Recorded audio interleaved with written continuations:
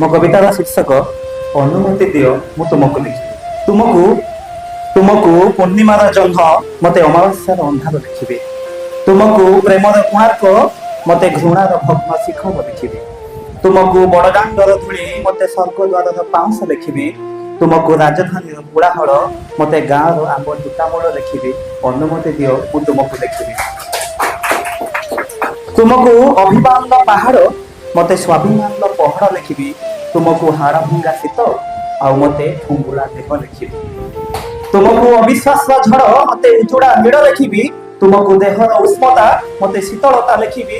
ତୁମକୁ ଅସମ୍ପୂର୍ଣ୍ଣ ଡାଏରୀ ମତେ ମୁକ ସାଇରୀ ଲେଖିବି। ତୁମକୁ ତତଲା ବନ୍ଦୀ ମତେ ଝଡ଼ି ପୋକ ଲେଖିବି। ଅନୁମତି ଦିଅ ତୁମକୁ ଲେଖିବି। ତୁମକୁ ତତଲା ମରୁଭୂମି ମତେ କଣ୍ଟକିତ ବୃକ୍ଷ ଲେଖିବି। ତୁମକୁ ପ୍ରତାରଣାର ଦିନ ଆଉ ମତେ କଳଙ୍କର ଚିହ୍ନ ଲେଖିବି। ତୁମକୁ ପ୍ରେମର ବର୍ବାଦୀ ଆଉ ମତେ ସେ ବର୍ବାଦୀର କାରଣ ଲେଖିବି।